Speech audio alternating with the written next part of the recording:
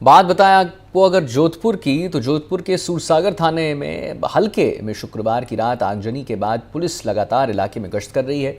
वहीं तनावग्रस्त इलाके में कुछ दुकानें आज भी बंद हैं। पुलिस ने ड्रोन उड़ाकर लोगों के घरों की छतों का जो मॉनिटरिंग होती है वो की है।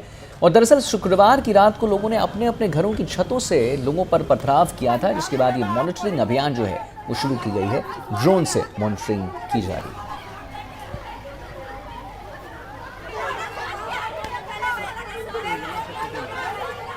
जोधपुर का सूरसागर थाना हल्का विवाद कहाँ से शुरू हुआ, हम वो जगह दिखाना चाहते हैं। ये वो जगह है और ये वो दरवाज़ा है।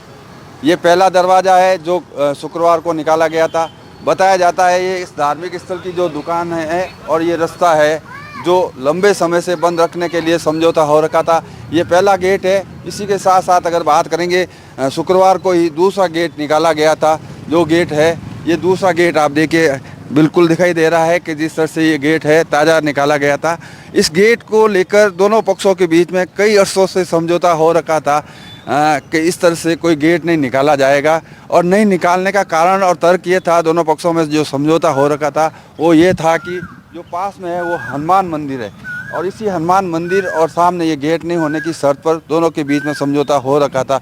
आप देखिए इस गेट के विवाद के कारण से है जो ये आग लगी थी और इस आग को बुझाने के लिए प्रशासन की तरफ से कोई भी प्रयास नहीं किया गया था। और यही कारण है कि शुक्रवार को दोनों पक्ष आमने सामने हो गए थे। साथ ही साथ अगर बात की जाए, ये मंदिर जिस तरह से है और मंदिर के सामने ये ईदगाह है, यानी कि दोनों धार्मिक स्थल है। दोनों धार्मिक स्थल को लेकर ये जो है समझौता हो रखा था, लेकिन अति उत्साही लोगों ने कहा नहीं, हम यहाँ से गेट निकालेंगे। और गेट निकालने की बात को लेकर विवाद इतना बढ़ा कि रात को पुलिस को लाठीचार्ज करना पड़ा, आंसू गैस छोड़ने पड़े, कई लोग घायल हुए और कई लोगों को गिरफ्तार करना पड़ा। फिलहाल पुलिस है जो इस पूरे इलाके में गश्त कर रही है, लेकिन कह सकते हैं गेट निकालने का विवाद इतना बढ़ा। और उससे पहले 2 दिन पहले है दो छोटे बच्चों के बीच में जो तनाव हुआ था, मारपीट हुई थी, उस बात को लेकर भी क्षेत्र के लोगों की नाराज़गी थी।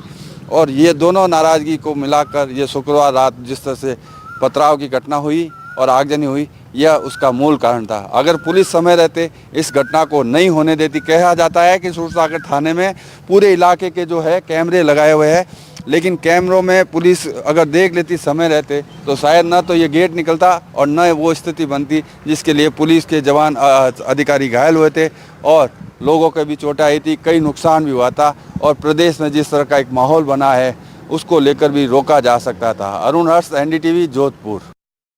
शुक्रवार देर को दो समुदाय के बीच में झगड़ा होने के बाद में देर रात तक से लेकर अभी तक पुलिस है जो सूरसागर थाना हल्के क्षेत्र में लगातार गश्त कर रही है। लेकिन जिस तरह से देर रात को हुई आगजनी की वारदात में जिस तरह से ये दुकान जलकर खाक हुई थी और ये सारा सामान जो आप देख सकते हैं नगर निगम की गाड़ियों में भरकर हटाया जा रहा है।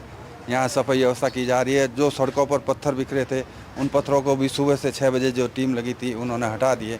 लेकिन कह सकते हैं आगजनी में जो सामान, ये बुआरी और झाड़ू का सामान था, जिनको अब यहाँ से हटाया जा रहा है। इसके साथ साथ अगर बात की जाए, लोग अपने घरों के बाहर ज़रूर बैठे हैं लेकिन कोई भी बात करने के लिए तैयार नहीं है। बाज़ारों की मैं व्यवस्था दिखाऊंगा। ये जेसीबी आप देखिए नगर निगम का आया है जो अब यहाँ से सफाई अभियान चला रहा है। सफाई अभियान के साथ साथ अगर बात की जाए तो एहतियातन पुलिस ने जो है फायर ब्रिगेड की गाड़ी यहाँ पर लगा रखी है, क्योंकि कल रात की, शुक्रवार रात की जो हिंसा हुई थी उस हिंसा में दुकान को आग लगी गई थी, साथ ही एक ट्रैक्टर को जलाया गया था। ट्रैक्टर के साथ साथ अगर बात की जाए, भारी मात्रा में पथराव हुआ था। इतना पथराव हुआ था कि सड़कें पूरी चौक हो गई थी। जगह जगह बड़े बड़े पत्थरों के ढेर पड़े थे। बोतलें थी वो भी फेंकी गई थी, पुलिस पर भी फेंकी गई थी। उसमें पुलिस के एक सीआई है जो घायल हुआ था।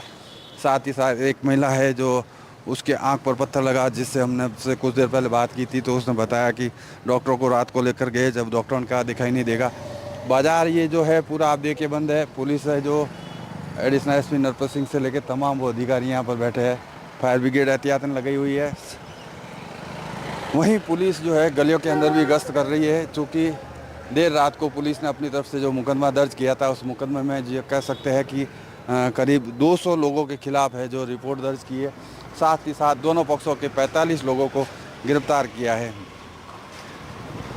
फिलहाल सूरसागर इलाके में शांति तो नज़र आ रही है, लेकिन वो तनावपूर्ण शांति है। जिस तरह का वातावरण शुक्रवार रात को बना था, ईदगाह की ज़मीन के गेट निकालने की बात को जो विवाद शुरू हुआ था, उसके बाद सूरसागर विधायक और शहर विधायक वो भी यहाँ पर मौके पर आए थे। उन्होंने क्षेत्र की जनता से अपील की शांति की और पुलिस प्रशासन को ऐसे असामाजिक तत्वों से सख्त कार्रवाई करने के निर्देश दिए थे। उन्होंने कहा था कि जो इस तरह के लोग हैं असामाजिक तत्व, उनके खिलाफ सख्त कार्रवाई की जाए। फिलहाल कह सकते हैं जो शांति है क्षेत्र में सूरसागर के, लेकिन तनावपूर्ण है।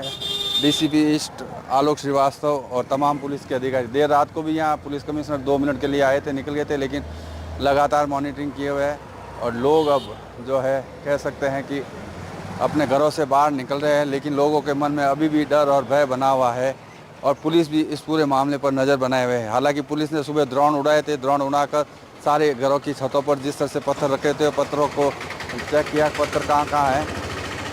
और इसके अलावा जो है महिलाओं की जो नाराज़गी को देखते हुए महिला पुलिस की बटालियन को भी यहाँ तैनात किया गया है। तो कह सकते हैं पुलिस लगातार मामले पर नज़र बनाए हुए है।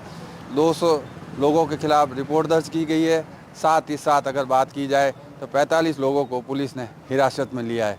फिलहाल देखना यह है कि मामला कब तक शांत होता है, लेकिन जोधपुर में एक बदनुमा दाग और लग चुका है सूरसागर में सांप्रदायिक तनाव के रूप में। अरुण हर्ष, NDTV, जोधपुर।